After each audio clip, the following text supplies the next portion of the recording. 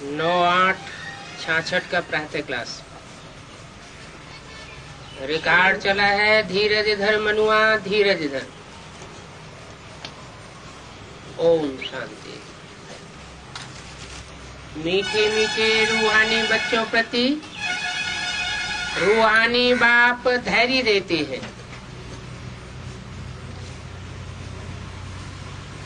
कड़ुए बच्चों को धैर्य नहीं दे रहे हैं। कैसे बच्चों को धैर्य दे रहे हैं? मीठे मीठे रूहानी बच्चों को। जिस्मानी बच्चों को भी धैर्य नहीं दे रहे हैं, जो देह अभिमान में बने रहते हैं। जैसे लौकिक बाप भी धैर्य देता है ना। कोई बीमार होता है तो उनको आथत देते हैं। अब तुम्हारी बीमारी के दुख के दिन बदल कर सुख के दिन आ जाएंगे। वो हद का बाप हद का धैर्य देते हैं।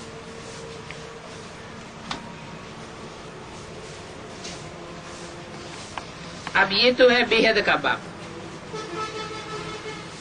बच्चों को धैर्य दे रहे हैं। बच्चे, अब तुम्हारे सुख के दिन आ रहे हैं। बाकी ये थोड़े दिन बाकी है। अब तुमको बाप की याद में रहे, औरों को भी धैर्य धारण कराना है। औरों को भी सिखाओ, क्योंकि तुम भी शिव शक्तियां हो ना। शिव बाबा की शक्ति से ना अभी फिर से प्रकट हुई है। ये गोप भी आत्माएं हैं। ये गोप भी शिव से शक्ति ले रहे हैं, और तुम शक्तियां भी शक्ति ले रही हो। बाप ने समझाया है, इसमें कृपा या आशीर्वाद की कोई बात नहीं है। जितना चाहे याद में रह करके शक्ति लेते जाओ। याद से ही तुम्हारे विक्रम विनाश होंगे, और याद से ही तुम शक्तिवान बन जाओगे। शिव की शक्ति से ना इतनी सर्वशक्तिवान थी, जो पुरानी दुनिया को नया बनाई दिया। मनुष्य तो बिल्कुल ही पत्थर बुद्धि है। तुम जानते हो, योग बल से इस पुरानी दुनिया को पलटाते हैं। अंगुली से भी मनुष्य ऐसा इशारा करते हैं कि अल्लाह को याद करो।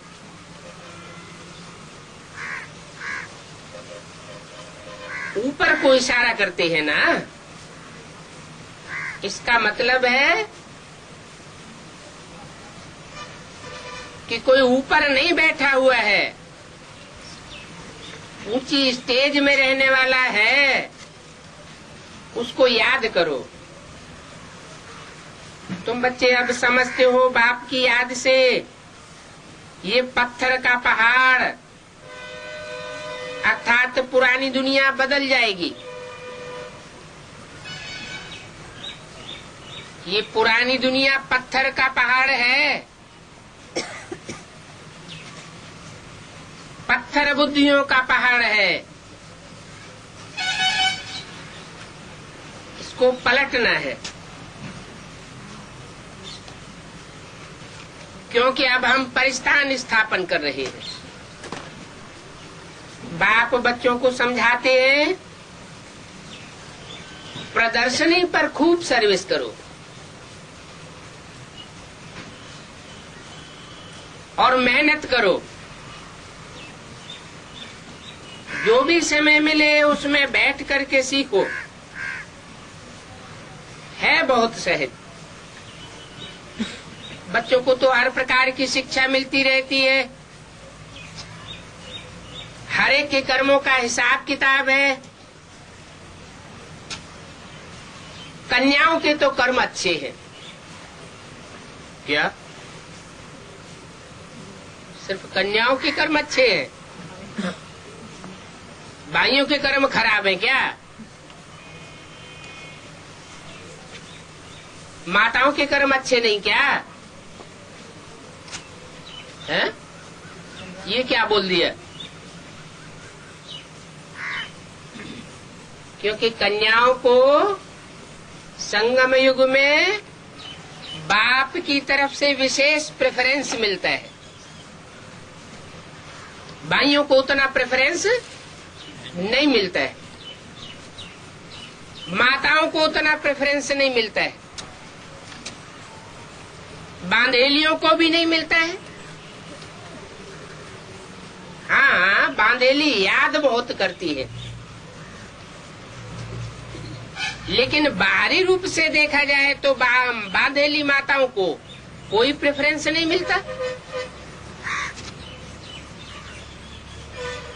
कन्याओं के लिए सब प्रकार की सुख सुविधाएं में मौजूद मुहैया रहती है।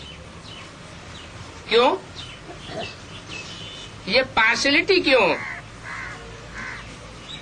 है? क्योंकि एक तो कन्याओं में प्योरिटी की पावर होती है, दूसरे वो प्योरिटी की पावर का भी हिसाब किताब पूर्व जन्म से कनेक्टेड है। जरूर कन्याओं ने कोई पूर्व जन्म में ऐसे कर्म किए हैं जो बाप का सानिध्य मिल जाता है।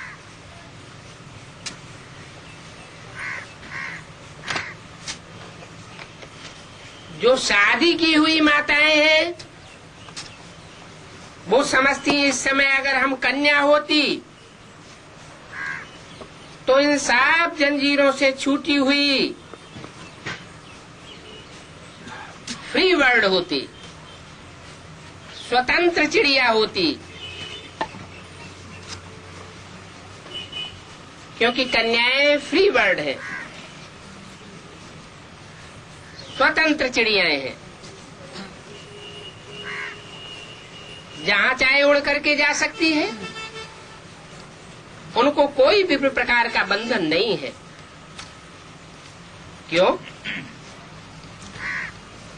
आज के घर परिवार में कन्याओं को बंधन नहीं होता क्या?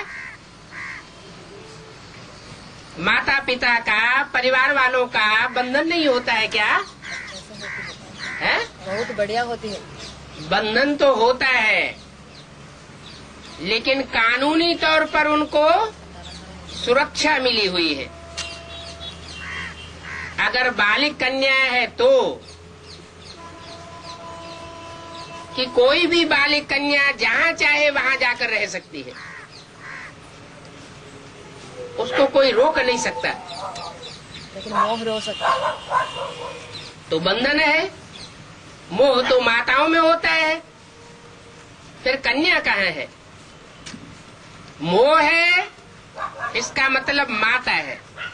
कन्या भी कहीं लगाव लग चुका है, जो लगाव लग चुका है तो कन्या नहीं है। तो बोला कन्या स्वतंत्र है, परंतु अगर खराब संग में नुकसान हो जाता है, कहीं लगाव लग जाता है,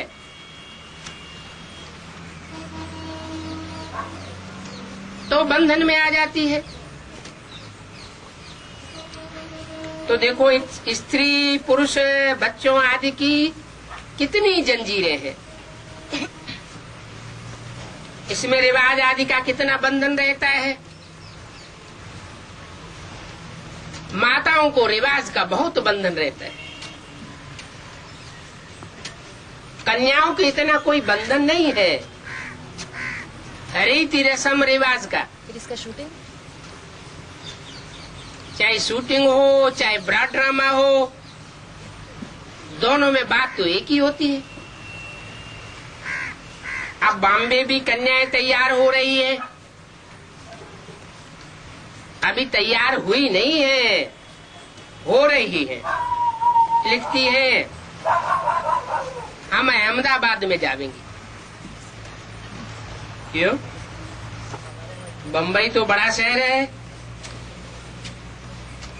बड़े शहर की कन्याएं, बम्बई की कन्याएं, हर हर बम बम की नगरी की कन्याएं अहमदाबाद में क्यों जावेंगी? सोमनाथ मंदिर है वहाँ। कहती है हमको मदद की कोई दरकार नहीं। कहाँ की कन्याएं? बॉम्बे। बॉम्बे की कन्याएं कहती हैं हमको मदद की कोई दरकार नहीं, आप ही हम अपने गुजराती को गुजराती ही संभाल लेंगे। अपने प्रांत के लिए साहब देखो कितनी मेहनत करते हैं, और तुम तो अपना स्वराज्य लेते हो। तुम्हारा स्वराज्य तो सारी पृथ्वी पर है, कोई एक राज्य की बात नहीं है। गुजराती, यूपी आदि सबको स्वराज्य लेना है। मैं यूपी का हूँ, मैं गुजराती हूँ, मैं तेलुगु देशम हूँ, ये सब नहीं रहना चाहिए। क्या रहना है? हिंदी की हूँ, ये तो फकुर की बात है। क्यों? मौत बन की है बाप का। क्योंकि भगवान बाप हमारा बाप बना है। कौन सी भाषा में बोलता है? हिंदी भाषा में बोलता है। तो जो बाप की भाषा, जो माँ बाप की भाषा, वो बच्चों की भाषा हो जाती है, उसको मातृभाषा कहा जाता है, माता पिता की भाषा। तो ये तो फकुर की बात है। बाकी और दूसरी दूसरी भाषाओं का फकुर रहे, वो ठीक बात नहीं। ईर्ष्या कोई भी नहीं रहनी चाहिए। क्या? किसी बात नहीं। दूसरी दूसरी भाषा वालों को बाप का बनने का दूसरा भाषा है ही कहाँ? बोला, कोई भी भाषा से ईर्ष्या नहीं होनी चाहिए। क्यों ईर्ष्या नहीं होनी चाहिए? क्योंकि अंग्रेजी तो सारी दुनिया में बोली जाने वाली भाषा है। कोई की अंग्रेजी भाषा है तो ये भी उसको लिफ्ट मिली हुई है, विश्व की भाषा है। हमारा बाप भी विश्व कल्याणकारी बन करके आया हुआ है, हम बच्चे भी विश्व कल्याणकारी हैं। बाकी किसी एक देश में बंधी हुई भाषा के आधार पर ईर्ष्या द्वेष रखना ये अच्छी बात नहीं है। कोई का अवगुण देख बच्चों का माथा खराब नहीं होना चाहिए कि कोई अंग्रेजी भाषा जानता है लेकिन अवगुण वाला है, हिंदी भाषा जानता है लेकिन कोई अवगुण है, तो माथा खराब हो जाए। नहीं, अपन को देखना चाहिए हमने कितनी आत्माओं को, बहनों को, भाइयों को सुख का रास्ता बताया। चाहे वो गुजराती हो, चाहे हिंदी भाषा भाषी हो, चाहे मराठी हो, चाहे कन्नड़ हो, हैं तो सब आत्माएं। आत्मा कोई एक देश से बंधी हुई नहीं होती है। आत्मा तो पता नहीं कहाँ की कहाँ जाकर जन्म ले लेती है। शरीर का हिसाब किताब होता है देश से। शरीर का हिसाब किताब तो एक जन्म का है। आत्मा कोई गुजराती या फलाना या तेलुगु या बंगाली नहीं होती।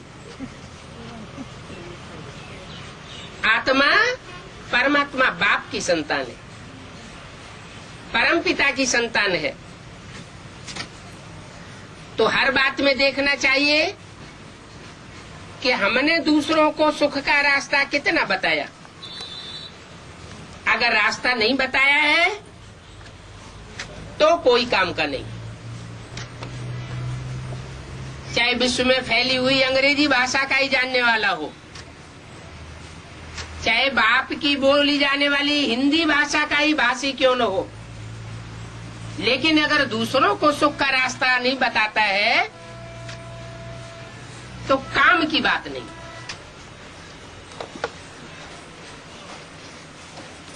वो बाप के दिल पर चढ़ नहीं सकता। कौन? कोई कितनी भी भाषाएं जानता हो, कितना भी होशियार हो, हिंदी जानता हो, अंग्रेजी जानता हो, दूसरी भाषाएं भी जानता हो, बड़ा विद्वान हो, लेकिन अगर दूसरों को सुख का रास्ता नहीं बताता है तो बाप के दिल पर नहीं चढ़ सकता। बाप दादा की दिल पर न चढ़ा तो वो तख्त पर नहीं बैठेगा। माना जन्म जन्मांतर रोज जो राजाएं हुए हैं, उन राजाओं की एक खासियत रही होगी संगम युग में कि उन्होंने दूसरों को सुख का रास्ता जरूर बताया होगा। बाबा ने बताया है, लक्ष्मण कुरुक्षेत्र वाला बच्चा कितना अच्छा है, बहुत सर्विस का शौक है, जरा भी देहवान नहीं है। कोई कोई को तो बड़ा देह अहंकार रहता है। समझते हैं हमने अपने पर कृपा नहीं की, बाप के ऊपर कृपा की है। ईश्वरीय सेवा तो करते हैं, लेकिन अपना अहंकार आ जाता है। अहंकार में आकर के समझते हैं हमने बाबा की बहुत सर्विस की, लेकिन बाबा ने हमारे लिए कुछ नहीं किया।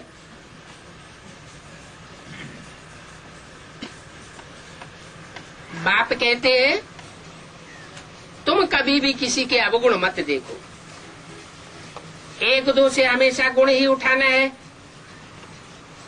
देखना है ये कितनी अच्छी सर्विस करते हैं। कोई का भाव स्वभाव नहीं देखना है, कोई के अवगुण नहीं देखना है। क्या देखना है? ये सेवा कितनी करते हैं। इसकी डिसर्विस का गायन नहीं करना चाहिए।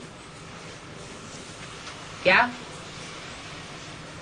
कोई सेवा के बदले अगर डिसर्विस करना शुरू कर दे और हम दूसरों को सुनाना शुरू कर दें इसने ऐसी डिसर्विस की, ये भी ठीक बात नहीं है। मतलब बाबा को फलाना ऐसा है, फलाना ऐसा करते हैं। आजकल ऐसे भी हैं जो एक दूसरे की डिसर्विस का गायन करते रहते हैं। खुद सर्विस करें या न करें, लेकिन दूसरों की डिसर्विस को जरूर बतावेंगे।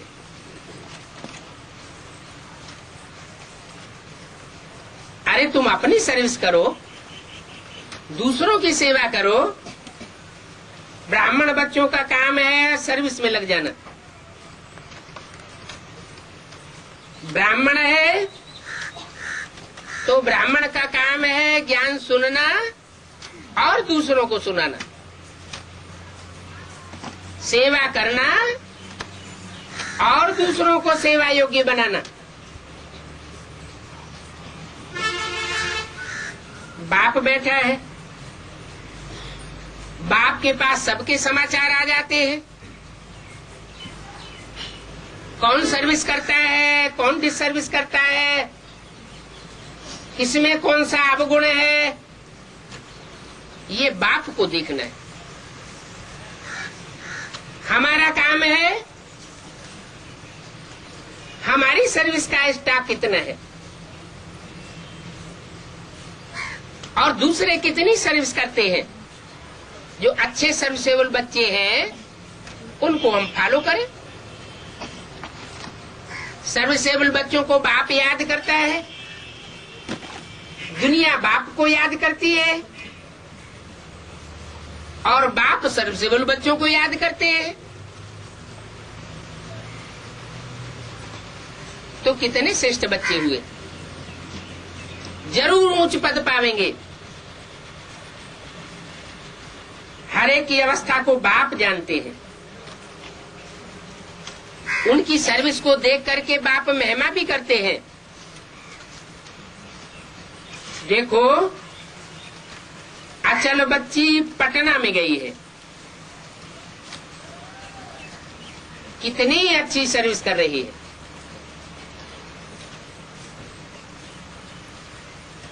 कौन सी बच्ची बताई? अचल बच्ची। कहाँ गई है? पटना में, जहाँ किसी की एक दूसरे से पटती ही नहीं, सब एक दूसरे के संस्कारों के विरोधी।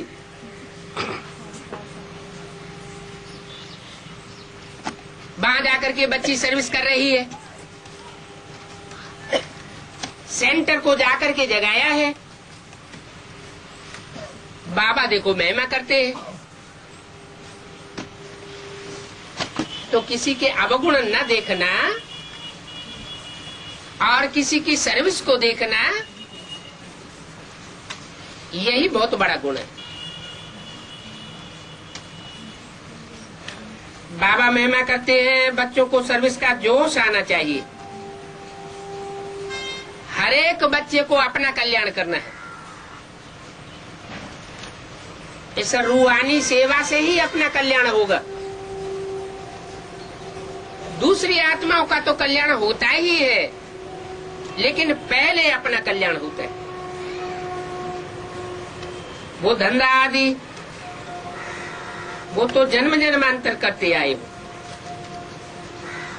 ये धंधा तो कोई विरला व्यापारी है जो करेगा। बाबा तो बच्चों को बहुत तरीका समझाते रहते हैं कि ऐसे ऐसे सर्विस करनी चाहिए, कब दूसरों की निंदा नहीं करनी चाहिए। निंदा करना ये डिससर्विस है। ऐसे बहुत करते हैं। बाबा को लिखते हैं जैसे कि बाबा जानते ही नहीं है। दूसरों की निंदा बाबा के पास लिख करके भेज देते हैं, जैसे बाबा को पता ही नहीं है। अरे ये तो तुम्हारे अंदर माया आ गई। अच्छे अच्छे महारथियों को भी माया नाक से पकड़ेगी। दूसरों के अवगुणों को नाक से सूंघते रहते हैं। बाप को याद न किया तो माया जरूर पकड़ेगी। कैसे पकड़ेगी? कान से उतना नहीं पकड़ती है, नाक से पकड़ती है। नाक क्यों बताया? जैसे कुत्ता होता है ना, उसमें सूंघने का गुण बहुत ज्यादा होता है। तो दूसरों की सूंघा सांगी जो ज्यादा करते हैं, उनको माया नाक से पकड़ती है। बाप भी कहते हैं, मुझे साधारण तन में आए हुए को देख करके बच्चे समझ नहीं सकते। ऐसे मूर्ख बच्चे हैं, समझते फलाना ये करता है तो बाबा को बताते हैं। बाबा रोकते नहीं है क्या? बताने वालों को रोकते नहीं है कि तुम मत बताओ। वाणी द्वारा बताते हैं। क्या पता बताने वाला किस देह से बता रहा है? दोनों बातें हो सकती हैं। कल्याण के भाव से बता रहा हो,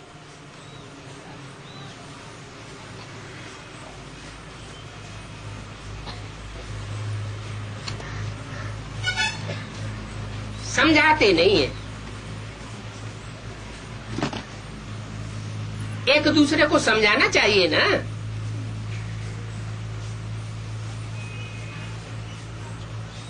सीधे सीधे बाबा से शिकायत करने की बजाय पहले क्या करना चाहिए? हैं? एक दूसरों को समझाना, आपस में एक दूसरे को प्यार से समझाना चाहिए। बात भी यही है। बाबा तो पहले से ही सब कुछ समझते हैं। ऐसे ऐसे बच्चे हैं जो बाबा को भी राय देते रहते हैं, बाबा ऐसे ऐसे करना चाहिए।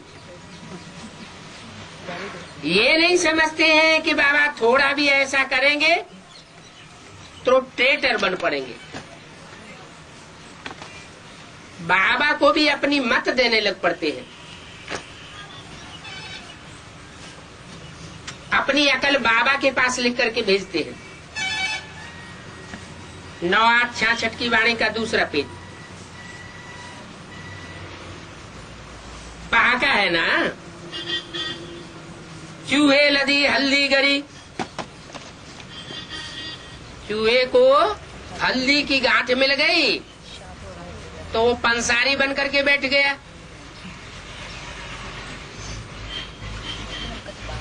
कहता है मैं भी पंसारी हूं। थोड़ी सी सर्विस करते हैं तो बहुत देह अहंकार चढ़ जाता है, उनका माथा ही फिर जाता है। ये नहीं समझते हैं हम ये डिससर्विस करते हैं। भूलें तो बहुत से बच्चों से होती रहती है। कब अवस्था ऊंची चढ़ती है, कब नीचे चली जाती है, ये चलता ही आता है। तो हरेक को अपनी अवस्था देखनी चाहिए। ईमानदार जो बच्चे हैं वो झट अपनी अवस्था को बताते हैं। कोई तो अपनी भूलों को छुपाए लेते हैं, बाप को बताते ही नहीं। इसमें तो बड़ा निरहंकारीपना चाहिए। किसमें? बाप को पोता मिल देने में बहुत निरहंकारीपना चाहिए। बच्चों को सर्विस बढ़ाने में लग जाना चाहिए। हमेशा ये ख्याल रहना चाहिए कि जैसे कर्म हम करेंगे हमको देख करके और करेंगे। मैं किसकी निंदा करूंगा तो और भी मुझे देख करके दूसरों की निंदा करने लग पड़ेंगे। बहुत से बच्चों को इस बात का ख्याल आता ही नहीं है। बाप समझाते हैं तुम अपनी सर्विस में लग जाओ, दूसरों की डिससर्विस का बखान मत करो, नहीं तो बहुत पछतावेंगे। दुश्मन भी बहुत बन जाते हैं। बाप खुद कहते हैं ये आसुरी संप्रदाय है। ये आसुरी संप्रदाय कौन कह सकता है? जरूर भगवान ही कह सकते हैं। बच्चों को दूसरों को आसुरी संप्रदाय कहने का हक नहीं है। बाप कहते हैं ये है आसुरी संप्रदाय, वो है दैवी संप्रदाय, और कोई ऐसे नहीं कह सकता। बाप कहते हैं ये आसुरी विकारी संप्रदाय है। तुम अब शूद्र संप्रदाय से ट्रांसफर होकर के ब्रह्मा मुख वंशावली ब्राह्मण बन गए हो। ब्रह्मा मुख से जो बातें निकलती हैं उन बातों को तुम फॉलो करने वाले बन गए हो, जिनमें 5 विकार हैं। वो आसुरी संप्रदाय। छठा विकार मोह। छठा विकार है आलस्य, सुस्ती, नींद। ये विकार भी जिनमें है वो भी आसुरी संप्रदाय है। तुम बच्चे दैवी संप्रदाय हो। तुम देवता बनने के लिए 5 विकारों पर जीत पहन रहे हो।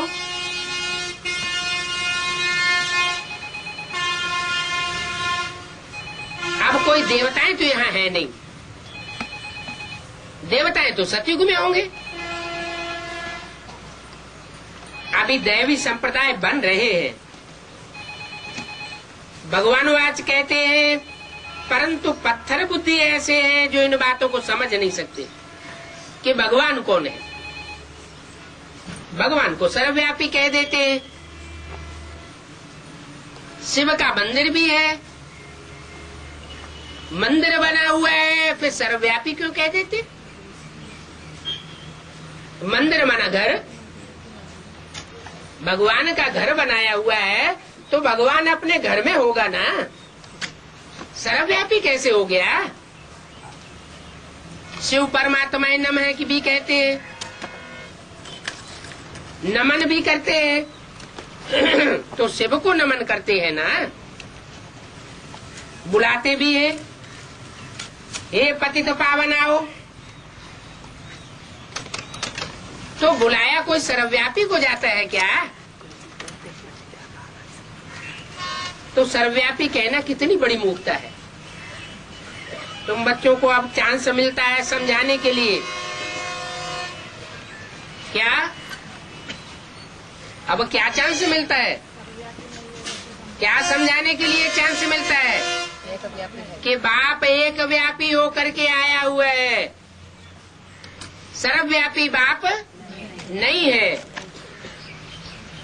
प्रदर्शनी में भी समझाते रहो कि गीता का भगवान कौन है।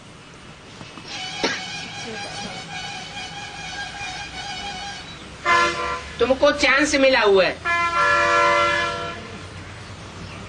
वो झूठे ब्राह्मण तो गीता का भगवान कृष्ण की सोल दादा लेखराज को ही बताई देते हैं।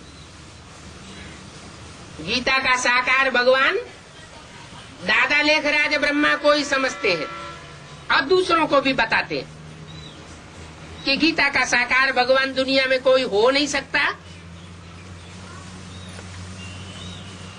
एक ही था और एक ही रहेगा।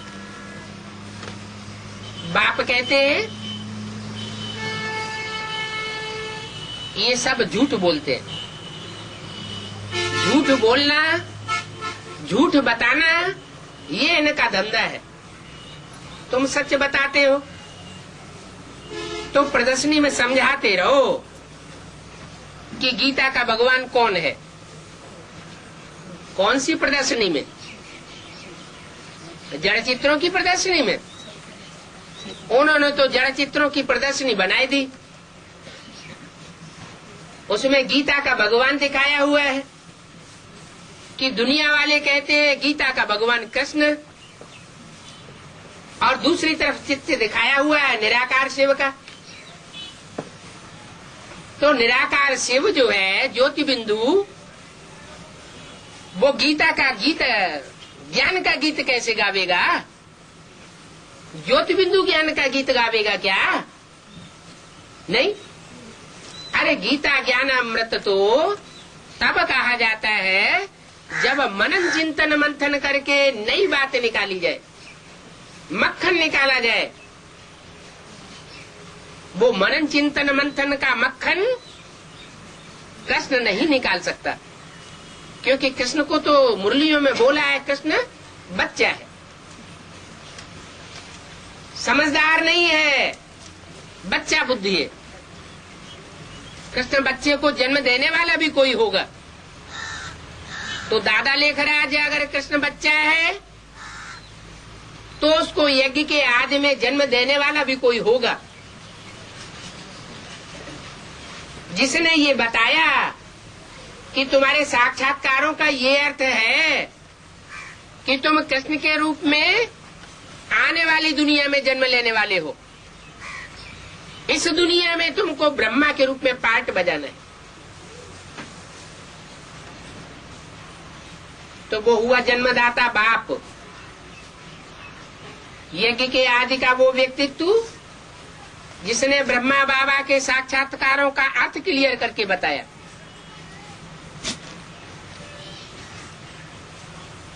वही भागीदार बाप यज्ञ के आदि में शरीर छोड़ने के बाद जब ब्रह्मा की सोल शरीर छोड़ देती है तो यज्ञ में आकर के दोबारा ऐड हो जाता है। वही बाप बीज रूप आत्मा, वो बीज को बीज रूप स्टेज धारण करने में कोई मेहनत नहीं लगती, जो है ही बीज रूप, बीज बोने वाला है, सारी सृष्टि को जन्म देने वाला बीज है। बीज माना पिता, उसको अपने स्वरूप में टिकने में कोई मेहनत नहीं है। और आत्मा को मेहनत हो सकती है। जो जड़ों में बैठी हुई आत्माएं हैं वो जड़ स्वरूप है, विस्तार वाली है। टहनियों और डालियों में बैठी हुई आत्माएं वो और ही विस्तार वाली है। जो विस्तार में जिनका जाने का स्वभाव होता है, संस्कार होता है, वो खुद भी विस्तार में जाते हैं, दूसरों को भी विस्तार में ले जाते हैं। खुद भी सार में नहीं टिक पाते और दूसरों को भी सार में नहीं टिकने देते। सार है निराकार। जो निराकारी स्टेज में टिक जाता है तो तुम बच्चों को प्रदर्शनी में समझाना चाहिए। तुम्हारे लिए सहज है, जड़ चित्रों की प्रदर्शनी नहीं। कौन से चित्रों की प्रदर्शनी? चैतन्य चित्र की प्रदर्शनी में तुम्हें समझाना चाहिए। देखो निराकार, निराकारी स्टेज में टिकने वाला गीता का भगवान अभी इस सृष्टि पर कार्य कर रहा है। जो भी धर्म पिताएं हुए हैं वो सब निराकारी स्टेज वाले थे।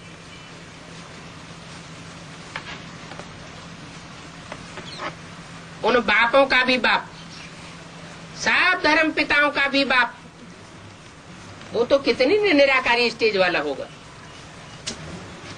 उस निराकारी स्टेज वाले बाप को प्रत्यक्ष करना निराकारी स्टेज वाले बच्चों का ही काम है। ऐसे बच्चे जिन्होंने श्रीमत को फॉलो किया है। श्रीमत बाप की श्रीमत है, कोई देहधारी को याद नहीं करना है। अगर कोई देहधारी को याद किया तो पतित बन पड़ेंगे। एक निराकार बाप को याद करना है। क्या ब्रह्मा को भी याद नहीं करना है? ब्रह्मा तो है ही बड़ी माँ। माँ तो होती ही धरणी है। धरणी तो साकार ही होती है। साकार धरणी में निराकार बीज बोया जाता है। तो धरणी को अगर याद करेंगे तो बुद्धि मिट्टी का रूप पकड़ेगी या निराकारी स्टेज पकड़ेगी? मिट्टी बनती रहेगी। बाप कहते हैं अभी ब्रह्मा को याद नहीं करना है, ब्रह्मा का चित्र भी नहीं रखना है। चाहे बेसिक नॉलेज हो चाहे एडवांस नॉलेज हो, क्योंकि ये भूल बेसिक नॉलेज में भी देखी गई, अम्मई अम्मा अम्मई अम्मा, और एडवांस नॉलेज में भी ये भूल देखी जा रही है, अम्मई अम्मा अम्मई अम्मा। माँ को बुलाना थोड़े याद करना होता है। बुलाएंगे हाँ। तो भी बुद्धि में चेहरा याद आएगा। ब्रह्मा कुमारियां अभी भी आवाहन कर रही है, आओ। फिर किसी को योगदान देना। किसको आओ? किसको कहती है? ब्रह्मा बाबा को आवाहन कर रही है, आओ। अरे पतित पावन आओ या ब्रह्मा बाबा आओ? कौन सदगति करेगा? है? हाँ, तो सदगति कौन करेगा? सतित का जो सदगति करने वाला है वो तो एक ही बाप है ना। सदगत करने का बाद बाकी जितने भी गुरु हैं वो सब देहधारी हैं, देह में आसक्ति रखने वाले हैं। खुद भी देह में आसक्ति रखते हैं, खुद भी नीचे जाते हैं और अपने फॉलोअर्स को भी नीचे ले जाते हैं। देखा जा रहा है जिन्होंने ब्रह्मा के चोले को याद किया, उन्हें याद करने वालों का वही असर होता जा रहा है जो ब्रह्मा का हुआ। ब्रह्मा ने हार्ट फेल होकर के अचानक शरीर छोड़ा, अकाले मौत हुई, तो उसको फॉलो करने वालों का भी क्या असर हो रहा है? अचानक शरीर छोड़ रहे हैं, अकाले मौत हो रही है, सूक्ष्म शरीर धारण कर रहे हैं। तो जो सूक्ष्म शरीर धारण किया उसमें तो सूक्ष्म देह अभिमान रह गया। अपना शरीर भी नहीं है जिससे हम पुरुषार्थ कर सके। तो बाप कहते हैं कोई को याद नहीं करना है, एक को याद करना है और एक से ही सदगति होनी है। जिस एक से सदगति होनी है वो है गीता का भगवान। ब्रह्मा के स्वरूप में निराकार शिव आता है, ठीक है। रुद्रमाला के मणकों में भी आता है, मानना पड़ेगा, क्योंकि रुद्राक्ष के जो भी मणके हैं उनमें मुख बने हुए, कोई में 1 मुख, कोई में 4 मुख, कोई में 14 मुख। वो मुख है, मुख लेने की यादगार है। उन मुखों में एक मुख है सुप्रीम सोल का भी है। जरूर सुप्रीम सोल ने कभी प्रवेश किया है, लेकिन कब प्रवेश किया ये कोई कह नहीं सकता।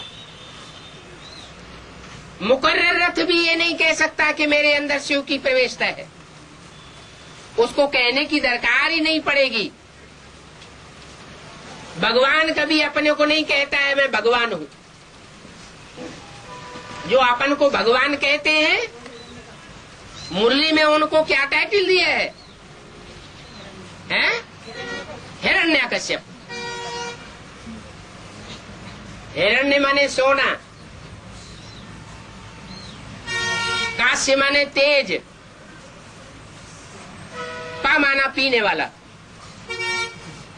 सोने जैसी सच्ची सच्ची आत्माएं जो है इस दुनिया में, उनके तेज को पीने वाला। उन आत्माओं में जितनी भी प्योरिटी की पावर है, उन प्योरिटी की पावर को वो भरी हुई थाली को सफा चट्ट कर जाते हैं। कौन? हिरण्यकश्यप। वो साधु सन्यासियों को बोला है हिरण्यकश्यप। ऐसा हिरण्यकश्यप बनने की जरूरत नहीं है। जितने भी धर्म पिताएं हैं, चाहे वो इस्लाम धर्म के पिता हो, चाहे वो बौद्ध धर्म के पिता हो, चाहे सिख धर्म के पिता हो, वो सब देहधारी धर्म गुरु है। ब्रह्मा कुमारियों का पिता कौन है? ब्रह्मा कुमारियां किसको पिता मानती हैं? ब्रह्मा को पिता मानती है। तो वो निराकारी हुआ या साकारी हुआ? वो भी आकारी है। साकारी था, साकारी के चित्र निकाले गए, आकारी का आवाहन करते हैं, लेकिन दोनों बातों से कल्याण नहीं हो सकता। बाप कहते हैं आप सिर्फ मुझे एक को याद करेंगे तो तुम्हारे पाप भस्म होंगे। तो तुम बच्चों को प्रदर्शनी में समझाते रहना, क्योंकि तुम बच्चों को अब चांस मिला है। क्या? ये समझाने का कि निराकार क्या है और साकार क्या है। ब्रह्मा के इतने भी चित्र निकले हैं, जितने भी फोटो निकले हैं, उनमें एक में भी निराकारी स्टेज नहीं दिखाई पड़ती। जैसे धर्म पिताओं की निराकारी स्टेज है, महात्मा बुद्ध की, क्राइस्ट की, गुरु नानक की, वो चेहरे को देखने से ही पता चलता है कि जैसे आत्मा इस साकार सृष्टि में मौजूद नहीं है, निराकारी सृष्टि की आत्मा है। वो निराकारी स्टेज ब्रह्मा की नहीं दिखाई देती। अभी वो ब्रह्मा की सोल सूक्ष्म शरीर से दादी गुलजार में प्रवेश कर रही है। सूक्ष्म देवान रह गया, रुद्रमाला के मणकों में प्रवेश कर रही है। रुद्रमाला के मणकों में नंबरवार प्रवेश होता है, भले जगदम्बा में भी प्रवेश होता है, क्योंकि तीसरा नेत्र जगदम्बा को भी दिखाते हैं। लेकिन कब प्रवेश होता है ये नहीं कहा जा सकता। महाकाली को भी तीसरा नेत्र दिखाते हैं, लेकिन कब वो महाकाली का रूप धारण करती है, महाकाली का रूप धारण किया है या करेगी या कर रही है, ये कुछ भी पता नहीं। तो मुकर्रर रथ हुआ या टेम्परेरी रथ हुआ, क्या कहेंगे? ब्रह्मा में कौन सा रथ था? टेम्परेरी रथ था। जब ब्रह्मा में ही टेम्परेरी रथ है तो जगदम्बा में भी क्या कहा जाएगा? टेम्परेरी रथ है। मुकर्रर रथ तो एक ही है। उस मुकर्रर रथ के बारे में भी मुकर्रर रथ स्वयं नहीं कह सकता कि मेरे अंदर शिव बाबा की प्रवेशता है। अगर कहता है तो हिरण्यकश्यप है। क्या ऐसी आत्मा है जो सच्ची सच्ची सोने जैसा पार्ट बजाने वाली आत्माएं हैं, भोली भाली आत्माएं हैं? उन भोली भाली आत्माओं के पवित्रता रूपी तेज को पीने वाला है, हप कर जाने वाला है। तो सत्यानाशी हुआ या कल्याणकारी हुआ? पर तो सत्यानाशी हो जाए। बाप कहते हैं मैं तो विश्व कल्याणकारी बन करके आता हूं। जिस तन में आता हूं उसको भी टाइटल मिल जाता है। कौन सा? हर हर महादेव शंभो काशी विश्वनाथ गंगे। विश्वनाथ का टाइटल ही नहीं मिलता है, प्रैक्टिकल में भी सारे विश्व का नाथ बन करके रहता है। तो अभी ये बात बताई कि प्रदर्शनी में समझाना है और दूसरों को भी सिखाना है कि गीता का भगवान कौन है। लिखाना चाहिए, समझाए कर उनसे लिखाए लेना चाहिए। आदमी को देख करके उससे लिखाए लेना चाहिए। बड़ा आदमी है, कोई बड़ा ब्रह्मा कुमार है तो उससे लिखाए लेना चाहिए, उसका ऑक्यूपेशन भी देखना चाहिए। सर्विसेबल है या ऐसे ही है?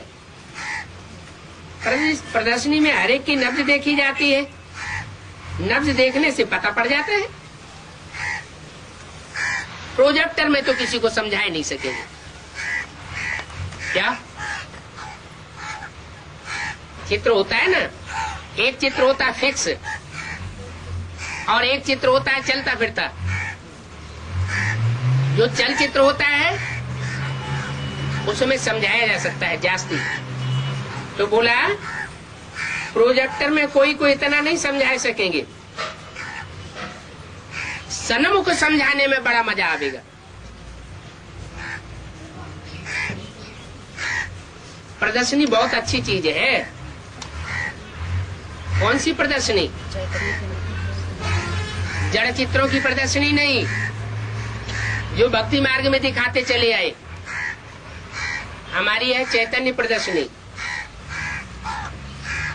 उस चैतन्य प्रदर्शनी से भी सीख सकते हैं। बाप खुद कहते हैं तुम आसुरी संप्रदाय हो। क्यों? क्योंकि माया की मत पर ढेर के ढेर चित्र बैठे बनाए।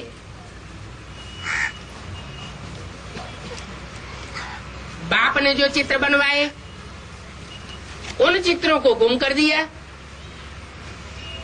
और जो माया की मत पर चित्र बनाए गए उन चित्रों को संसार के सामने प्रत्यक्ष कर दिया। तो आसुरी संप्रदाय हुए या दैवी संप्रदाय हुए? अब देखो ये बच्चे पावन बन रहे हैं, लेकिन रेगुलर पढ़ाई पढ़ने से ही नशा चढ़ेगा। डायरेक्ट? क्या डायरेक्ट? रेगुलर जो पढ़ाई, डायरेक्ट इनडायरेक्ट की बात नहीं बताई, उसके लिए तो बता दिया। टैप रिकॉर्डर रखना चाहिए। जिनके पास पैसे हैं वो टैप रिकॉर्डर, वीसीडी वगैरह खरीदे और दूसरों को भी दिखाए। वो गुड सेकंड क्लास माल है। थर्ड क्लास माल है मुरली पढ़ना और दूसरों को सुनाना। वो थर्ड क्लास माल नहीं लेना चाहिए, क्योंकि आजकल की दुनिया में रेल में भी थर्ड क्लास खत्म कर दिया। ये भी संकल्पों की ट्रेन है। जो संकल्पों की ट्रेन चलानी है तो मुरली पढ़ के दूसरों को सुनाना अथवा खुद पढ़ना, वो थर्ड क्लास माल नहीं लेना। अभी जो है वो क्या करेंगे? क्या जो है उसको क्या करेंगे? वो थर्ड क्लास हो गया, उसको लेंगे क्यों?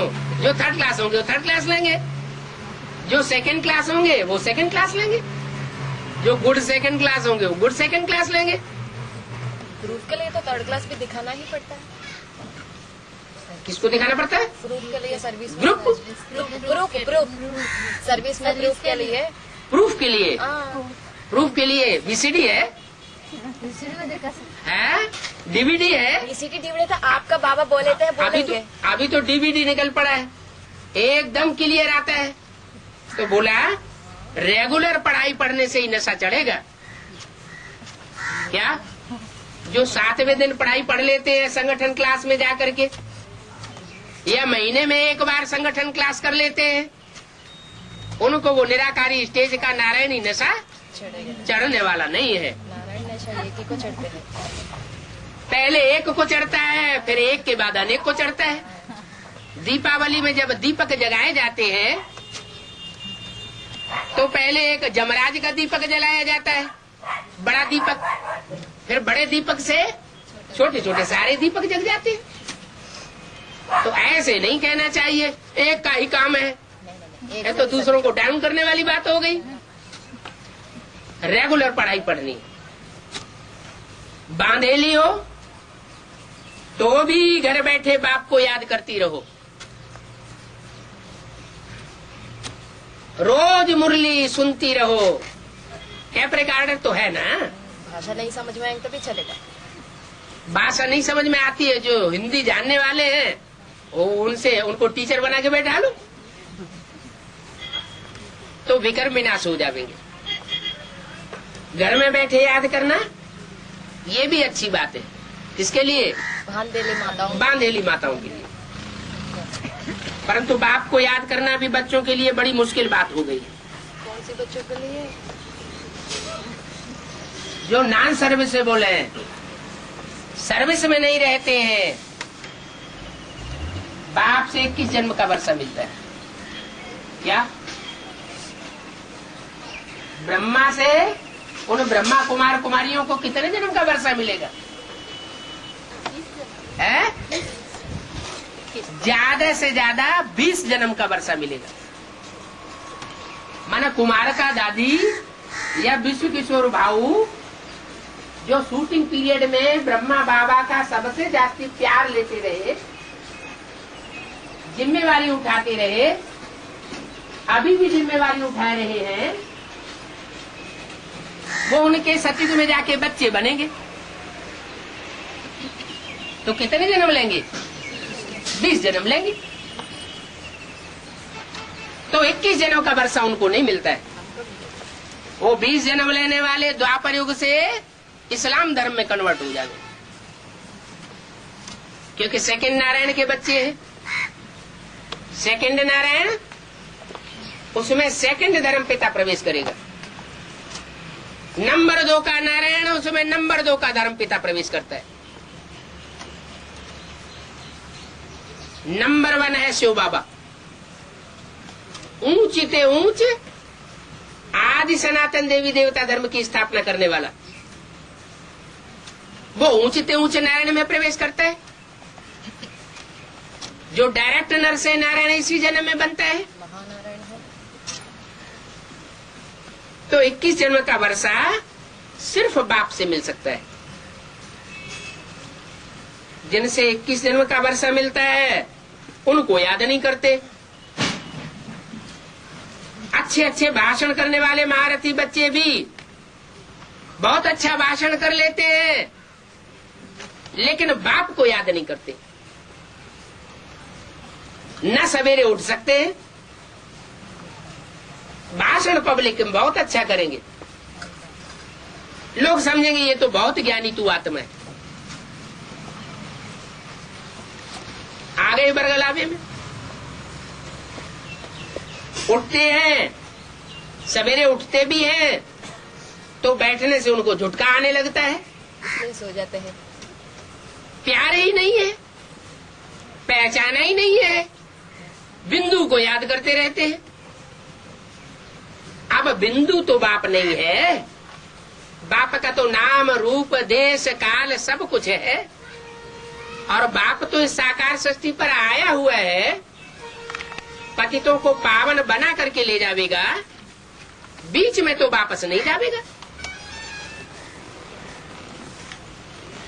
याद करने का टाइम तो अमृत वेला ही अच्छा है। भक्ति मार्ग में भी सवेरे उठ करके याद में लग जाते हैं, लेकिन भक्ति मार्ग वालों की तो उतरती कला है। और तुम्हारी तो चढ़ती कला है। यहाँ तो चढ़ने ही चढ़ने की बात है, उतरने की तो बात ही नहीं। बीच में दिख सकते। यहाँ मैंने कहा बाप के सन्मुख चढ़ने ही चढ़ने की बात है, और जो बाप से विमुख हो जाती है आत्मा तो माया पकड़ती है। माया कितने बिगड़ डालती है। सवेरे उठकर बाप को याद नहीं करेंगे तो धारणा कैसे होगी, विकल्प विनाश कैसे होंगे। बाकी सिर्फ मुरली चलाना, वो तो छोटी बच्ची को भी सिखाए दो हिंदी पढ़ना, वो भी मुरली पढ़ करके दूसरों को सुनाई देगी। छोटी बच्ची भी मुरली की बातें समझ करके दूसरों को समझा सकती है। ये कोई बड़ी बात नहीं है। ये पढ़ाई तो बड़ों के लिए है। कौन सी पढ़ाई? ये पढ़ाई अभी जो पढ़ाई आप पढ़ा रहे, एडवांस पढ़ाई। बेसिक नॉलेज में जो मुरली पढ़ करके सुनाते हैं, समझाते हैं, वो तो छोटा बच्चा भी समझा सकता है। लेकिन एडवांस नॉलेज की जो पढ़ाई है वो ही समझा सकता है जो खुद मनन चिंतन करे और दूसरों को मनन चिंतन मंथन करना सिखाए। क्योंकि ये बड़ों के लिए पढ़ाई है, समझदार लोगों के लिए पढ़ाई है। तो देखो ये कितनी बड़ी यूनिवर्सिटी है। हमको पढ़ाने वाला कौन है? ये बच्चों को नशा नहीं चढ़ता है। चढ़ा बाबा। हाँ? अभी बीच में रुकाएंगे तो ही फिर रुक जाएगा। पढ़ाने वाला कौन है? यही बात भूल जाते हैं। माया किसको धोखा देती है? हम अपने को न देख दूसरों को देखने लग पड़ते हैं। आपको नहीं। हमको सर्विसेबल बच्चों को देखना चाहिए और अपनी सर्विस में हम लगे रहे। बाप के पास सब प्रकार के समाचार आते रहते हैं। ये भी होता है। औरों की निंदा करने में सारा टाइम वेस्ट कर देते हैं। तुम्हारा काम है सर्विस में रहना, दूसरों की न निंदा करना है और न निंदा कानों से सुनना। कोई बात है, इशारा बाप को दे दिया, पर चिंतन क्यों करना चाहिए? पर चिंतन में अपना टाइम वेस्ट क्यों करना? अक्षर ऐसे ऐसे लिखते हैं जो कोई नालायक बच्चा भी नहीं लिखे। पर चिंतन जब करते हैं तो दूसरों के लिए निंदा ऐसी लिख लिख करके बाप के पास भेजते हैं जो कोई नालायक भी ऐसी निंदा न लिखे। अज्ञान काल सपूत बच्चे भी ऐसे नहीं लिखते होंगे। जितने ज्ञान काल में रहने वाले ज्ञानी बच्चे अपन को कहलाने वाले, वो लिख लिख करके भेजते। यहाँ अच्छे अच्छे बच्चे ऐसे लिखते हैं जो बात मत पूछो। क्योंकि सर्विस में पूरा ध्यान नहीं देते हैं। इस सर्विस में बुद्धि लगी रहती है। सर्विस में तो बच्चों को रात दिन लगा रहना चाहिए। क्या रात में सोते रहे, सपने भी सर्विस के आवे, बाप की याद के सपने आवे, दूसरों की निंदा करने के सपने भी नहीं आने चाहिए। तुम्हारा धंधा ही ये है क्या? सर्विस करना, सेवा करना और दूसरों को सेवा लायक बनाना। रोज प्रदर्शनी पर बैठ करके एक दूसरे को समझाते रहो। कौन सी प्रदर्शनी? ये शिव बाबा है, ये प्रजापिता है। क्या रोज प्रदर्शनी लगती है तुम्हारी? ये क्या ये तुम्हारी प्रदर्शनी रोज लगती है? चैतन्य है या जड़ चित्र की प्रदर्शनी है? बहुत से लोग बच्चे ऐसे हैं जो जड़ चित्र मांगते रहते हैं। किनका? बाबा का फोटो निकाले। जरक लगी सीधी है। बाबा कहते हैं बुद्धू बच्चे हैं। सीधी मुझे जब साकार में चैतन्य में मौजूद है तो फोटो क्यों निकालते हो? वीडियो बंद कर लो। कोई मुर्दा हो जाता है तो उसका फोटो निकाला जाता है कि यादगार रख ले। यहाँ तो जीता जागता बैठा हुआ है। तो प्रदर्शनी पर बच्चों एक दूसरे को समझाते रहे, ये शिव बाबा है, ये प्रजापिता है। क्या मतलब हुआ? है? कैसे समझाएंगे प्रदर्शनी पर? साकार प्रजापिता है, जब साकारी स्टेज होती है तो प्रजापिता है, और जब निराकारी स्टेज होती है तो शिव बाबा। लेकिन हम साथ समय शिव बाबा ही बातें करते हैं। नहीं, समझाने के लिए अपने अंदर से तो समझना है, लेकिन दूसरों को समझाने के लिए बताना है कि अभी ये साकारी स्टेज है, ये प्रजापिता ब्रह्म है। अब ये निराकारी स्टेज है, देखो देखने में आ रही है। दृष्टि देते समय कोई भी समय, कोई जरूरी नहीं है। तो प्रदर्शनी पर बच्चों को समझाते रहना है। एक दो को बैठ करके प्रदर्शनी पर रोज समझाओ, ये शिव बाबा है और ये प्रजापिता है। प्रजापिता ब्रह्म है। क्या प्रजापिता भी हो सकता है और ब्रह्मा बाबा भी हो सकता है। कल पहले भी प्रजापिता ब्रह्मा गाया हुआ है। क्या कहाँ गाया हुआ है? हैं? कहाँ गाया हुआ है? शास्त्रों में क्या गाया हुआ है प्रजापिता ब्रह्मा के बारे में? अरे उसका चित्र कैसा दिखाया है शास्त्रों में? उसका सिर हैं? उसका सिर अरे प्रजापिता का चित्र दिखाया है, प्रजापति गोरी को क्या बोलते हैं? हैं?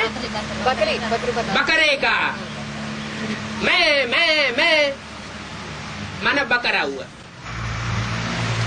अगर देवान में आता है, देवान में आकर के बोलता है कि मैंने ये किया, तो वो प्रजापिता का काम है। वो तो हर समय निराकार स्थिति में रहते हैं। हर समय किसने कहा? हर समय दिखाएंगे तो पता ही नहीं चलेगा। ऐसा बात का यहाँ तो बता रहे प्रदर्शनी में समझाओ, ये प्रजापिता है। जिस समय प्रजापिता है उस समय समझाओ ये प्रजापिता है। हमको समझ में नहीं है वो बात। ये बाप है, निराकार बाप है। अभी कौन है? शिव बाबा है।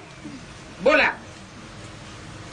कल पहले भी प्रजापिता ब्रह्मा गाया हुआ है, शास्त्रों में गाया हुआ है। तो कहाँ का गायन है? अभी का ही बकरे की दाढ़ी लगाई दी। बकरे की दाढ़ी वाला प्रजापति को दिखाते हैं शास्त्रों में। पहले नहीं थी बकरे की दाढ़ी। क्या शास्त्रों में दिखाया है?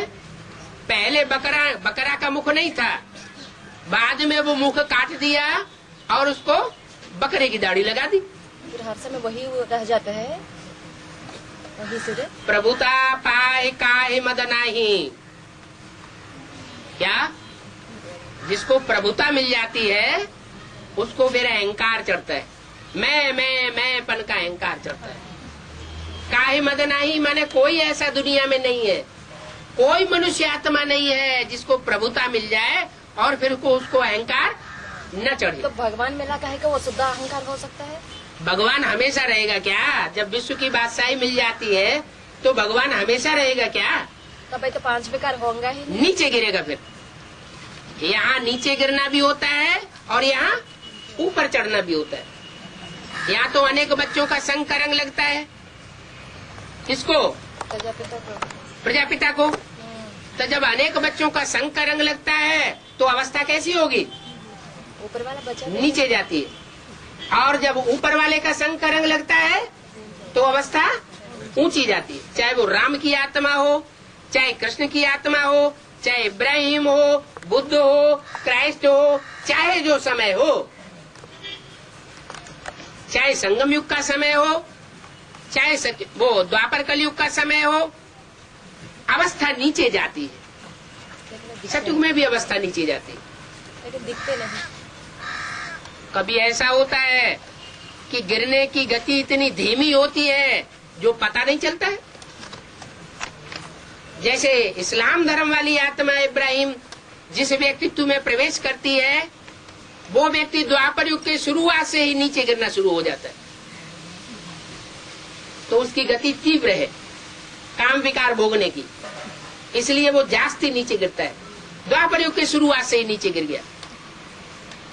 राम वाली आत्मा इतनी धीमी गति है कि आखिरी जन्मों में जाकर के नीचे गिरती है। राम हुए, कृष्ण हुए, ये आखिरी जन्म में इनको टाइटल मिलता है। क्या? राम ही रावण बनता है और राम ही कृष्ण बनता है। वो कृष्ण ही कंस बनता है। क्या? आखिरी जन्म में जाकर के उनको ये टाइटल मिल जाता है। ज्ञान में आने का पहले। अरे शूटिंग में होगा तो ब्रॉड ड्रामा में भी होगा, ब्रॉड ड्रामा में होगा तो शूटिंग में भी होगा। धर्मराज के रूप ही रावण है। ये जो बकरे की दाढ़ी दिखाई गई है वो शास्त्रों में संगम युग की यादगार है या कलयुग की यादगार? कलयुग की यादगार, संगम युग की यादगार। तो बोला प्रजापिता ब्रह्मा द्वारा मनुष्य सृष्टि रचते हैं।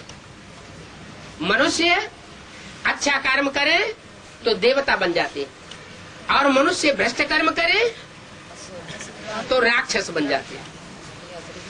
ऐसे नहीं कि जब मनुष्य सृष्टि रची उससे पहले मनुष्य थे ही नहीं। मनुष्य तो इस सृष्टि पर थे, लेकिन कोई देवता बन गए और कोई राक्षस के राक्षसी रह गए। तो मनुष्य सृष्टि रचते हैं, अर्थात मनुष्य जो बंदर मिसल हैं उनको मंदिर लायक बनाते हैं, पतितों को पावन बनाते हैं। पतित मनुष्य बंदर से भी बदतर कहे जाते हैं। बंदर कितना विकारी होता है, विकार भोगेगा तो पेड़ की सबसे ऊंची चोटी पे चढ़ जाएगा। कोई महल या कोई बड़ा किला बना हुआ होगा तो सबसे ऊपर जाकर के बैठेगा, वहां बैठ करके विकार भोगेगा। उसको कोई शर्म लिहाज नहीं होती है, जिसके लिए कहते हैं शास्त्रों में काम अंध है। जो काम विकार में अंधा हो जाता है वो ये नहीं देखता है कि समाज क्या कहेगा, इसका असर क्या होगा समाज के ऊपर। तो पतित मनुष्य बंदर से भी बदतर कहे जाते। सूरत मनुष्य की है और सीरत बंदर की है। ऐसे बंदरों को बाप ही दैवी पावन बनाते हैं, अर्थात कांटों को फूल बनाते हैं। ब्रह्मा द्वारा मनुष्य सृष्टि रचते हैं। किसके द्वारा? ब्रह्मा द्वारा मनुष्य सृष्टि रचते हैं। मनुष्य ब्राह्मण कहे जाते हैं, माने ब्रह्मा द्वारा ब्राह्मण। फिर ब्राह्मणों को शिक्षा देकर क्या बनाते हैं? देवता बनाते हैं। किसके द्वारा बनाते हैं? प्रजापिता। अरे देवता देवता के द्वारा बनाया जाता है, तो नारायण के द्वारा। डॉक्टर डॉक्टर के द्वारा बनाया जाता है, वकील वकील के द्वारा बनाया जाता है। तो देवता किसके द्वारा बनाया जाएगा? देव देव महादेव। महादेव होगा तो देवता बनाएगा। ओम शांति। ओम शांति।